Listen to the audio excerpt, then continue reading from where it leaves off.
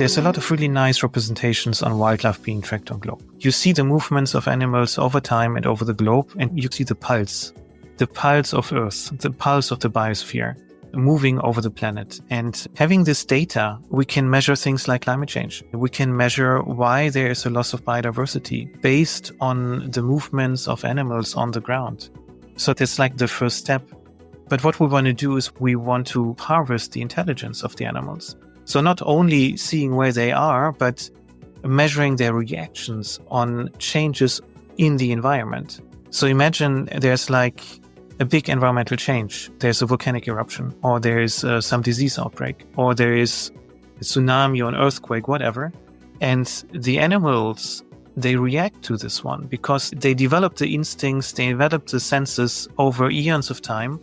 And we want to use that one. And that's really exciting. And that opens possibilities which were never used before. Hey, SpaceWatchers, this is Space Café Radio, your channel about trends, awesome events and interesting people in the space sector. It's early 2025 and the incoming daily news are everything but nice. Learning that we hit the 1.5 degrees mark in 2024 already, hearing about the tense geopolitical situation, and here in Germany going full swing into the rally for the upcoming elections in a Europe that has to deal with its own challenges. But today, I like to introduce you to a project that gives hope, that gives me hope. I sat down with Gregor, co-founder of TALOS, a Munich-based satellite IoT startup. Gregor shares the fascinating origin story of TALOS, inspired by the Icarus initiative to track wildlife from space.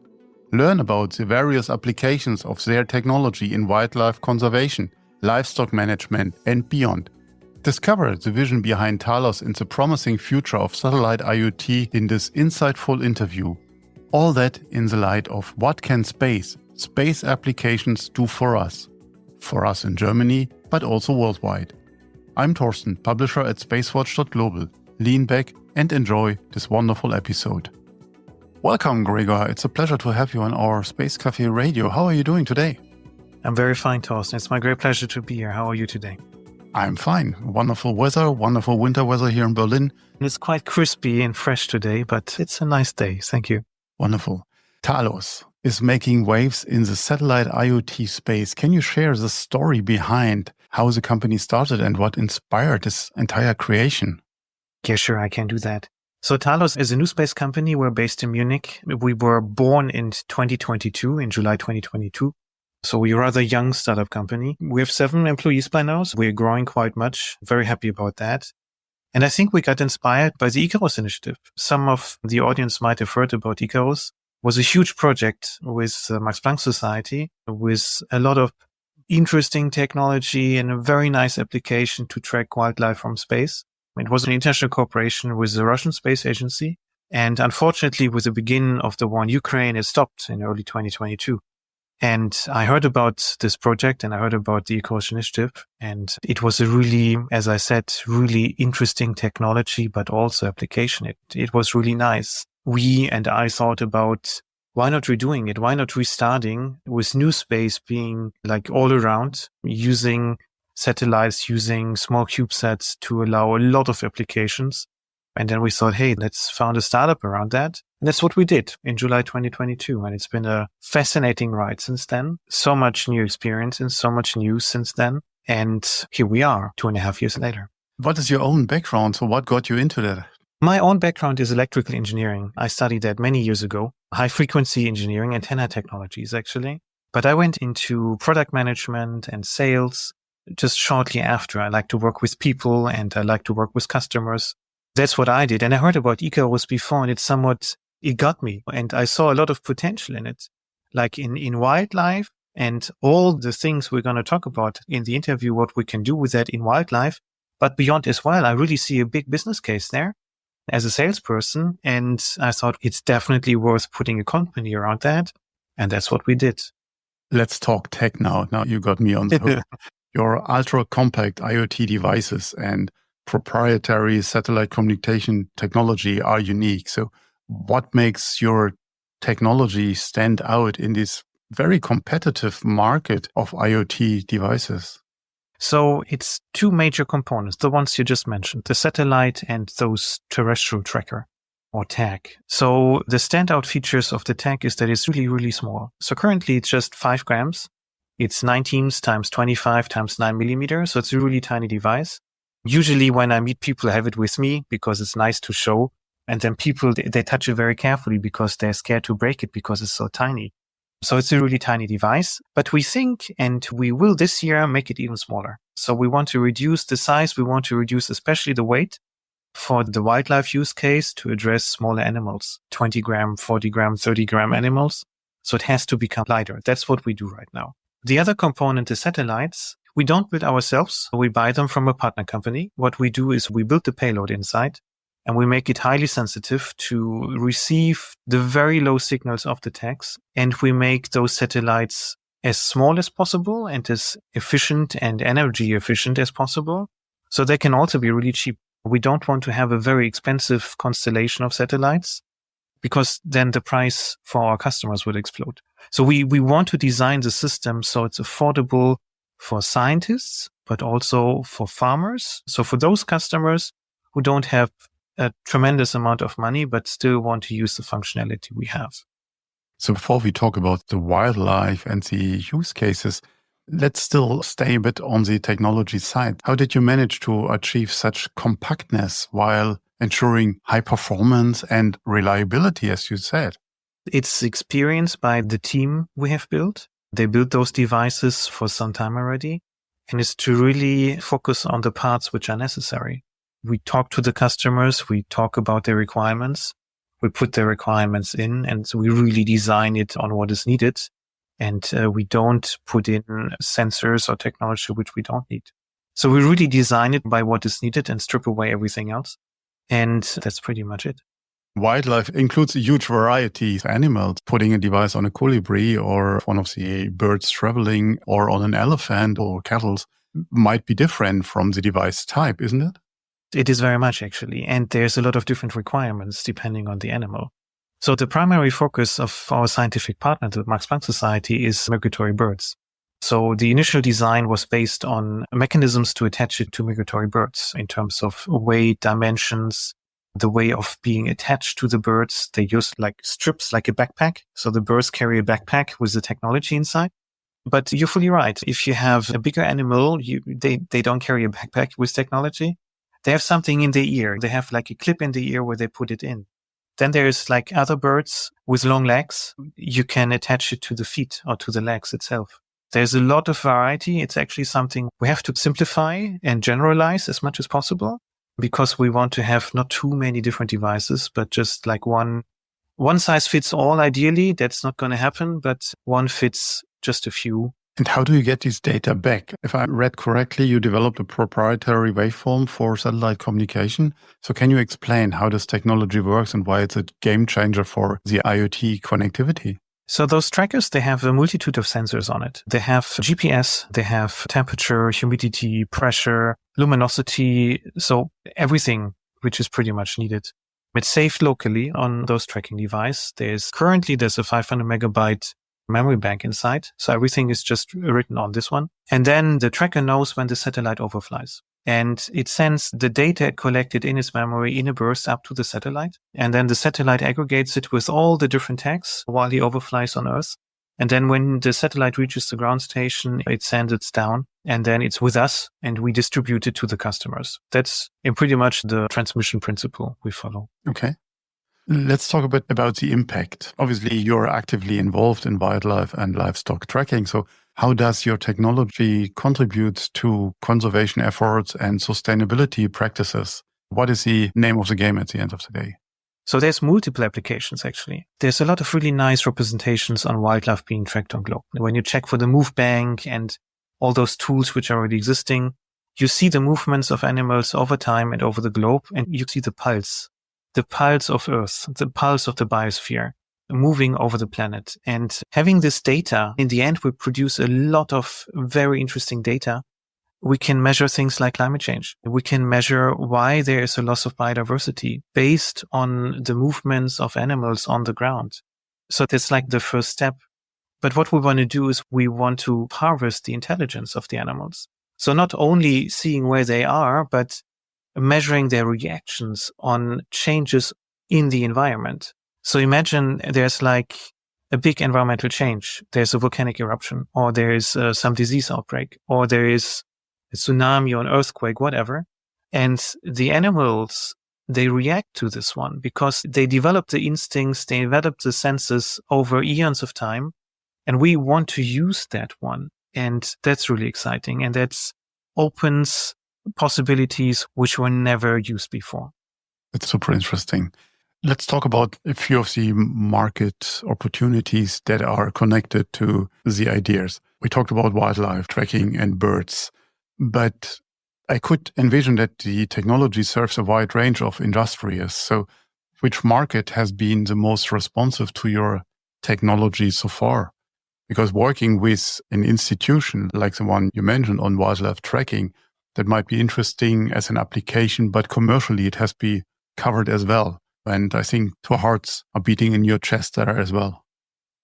Oh, yes, definitely. I mean, within the science world, there's the research I mentioned. There's also everything in terms of protecting animals in national parks. If you reintroduce animals into the wild, this should be accompanied by certain technologies. So we see the science and environment market. We do see also the livestock market, the farming market, because we think the jump from a wild animal to a domesticated animal is not too big. So that's something we definitely want to address too. And the livestock or precision farming market is actually much bigger than the scientific market. But we see so many more options. All the data we produce. We think with the data the animals produce and we harvest, we can improve weather simulations. We think we can improve insurance calculations based on the risks in the environment for an infrastructure project, for example. But there's potential logistics. There's potential in monitoring critical infrastructure because our sensors are small, light, and they can measure vibrations, acceleration, everything you need. There's an abundance of possibilities, and we're just there in the beginning. We just see the tip of the iceberg with science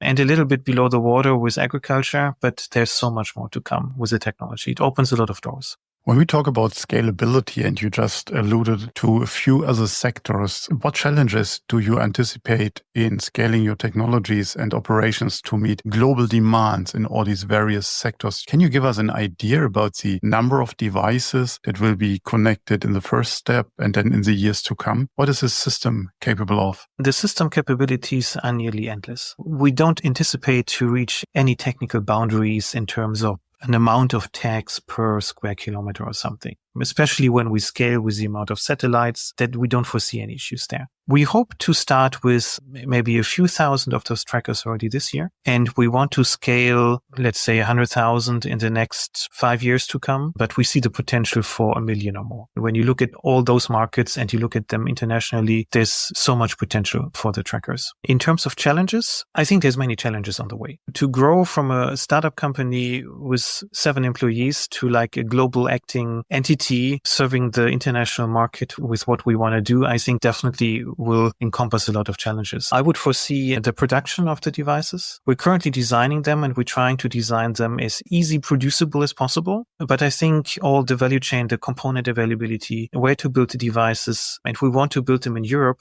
all that makes it quite complicated in the end to handle the whole operations and service topic. I think that's going to be a challenge too. An important one, because we want happy and satisfied customers in the end. So we need to have some sort of service structure. We need a hotline. We need a ticketing system and all that stuff. We need to take care that all the data is flowing from us to the customer. It's obvious tasks, but we want to fulfill them good. So I think that's growing and doing all of that. That's going to become a challenge, which we will address gladly, I think. You spoke about the international market. Do you see opportunities for international partnerships to grow your presence in the global satellite IoT ecosystem? Or how do you tackle the entire topic of internationalization? So there's definitely room for partnerships because the market we address is international. We don't build a product only for Germany or for Europe only. We address the international market. And it comes back to the previous question. Internationalization will definitely be a challenge. How would I address a customer sitting in South Africa or in Saudi Arabia or in Latin America from our small headquarters in Munich? That's going to be a tough one. How do I serve the service and the deployment? So I think we will definitely look for partners in those countries to be at least a reseller for what we do with their local knowledge and market feeling for everything which is then going to be deployed there, but also for the service. We would need someone to talk to the customers, to bring the devices and to react if something is not working. And again, we want to have satisfied customers. And for that, you need a good service. And if you're in country and you have local people, local staff to accommodate that, that's ideal. And that's what we want to have. As we are recording this podcast here in early January 2025, Germany, and you're a German company, is seeing the new elections on the horizons and potentially many changes to come. So you are a German startup system. Germany has a growing startup ecosystem, especially in the space sector, even small, but they are. So what has been your experiences been as a space tech entrepreneur in this environment? There's a lot of support and help, and there's a lot of organizations here in Bavaria, but also on the federal level, who help you with many aspects of founding a company and progressing the company. So that's very much appreciated, actually. We got a lot of help, and I think without the help we got, we wouldn't have been there where we are now. So that's very great. A challenge is there's a lot of entities and a lot of institutions, and there's not like a map. So you have to find the tree in the forest of finding the right setting for you. That's the challenge. One challenge I often foresee or I often have is when you apply for grants or for funding, there's a lot of them there, which is great, but it takes a lot of time very often. And when I thought about the things we applied for, and in the beginning, without having too many customers, we depend on the grants to develop what we want to do and to pay the staff and everything. So time is an issue, actually. So we had some very good fundings where it was really easy and really quick. I remember there was one in the last year for rocket launches. It was a 2-pager. We didn't take much time and we won. We're very happy about that. And that was like a very good example. Another one from end of last year also, it was just an online tool. You filled in all the requirements where you found it, what you want to do, some short texts with letter limitations, which is a good thing. And they answered 2 weeks after you got approved. Congratulations in the program. So those are the things which are awesome. And then it just works. On the opposite side, you sometimes have programs where you really want to apply because they're really useful and they really give you visibility. And then it does take 8 months or 9 months. And that's a very long time. It's appreciated when we get it, but I believe there's other startups and other companies who just don't survive that amount of time. We were lucky we had some small customer contracts, so we could bridge those times. But I think the running time sometimes, that's actually a big pain.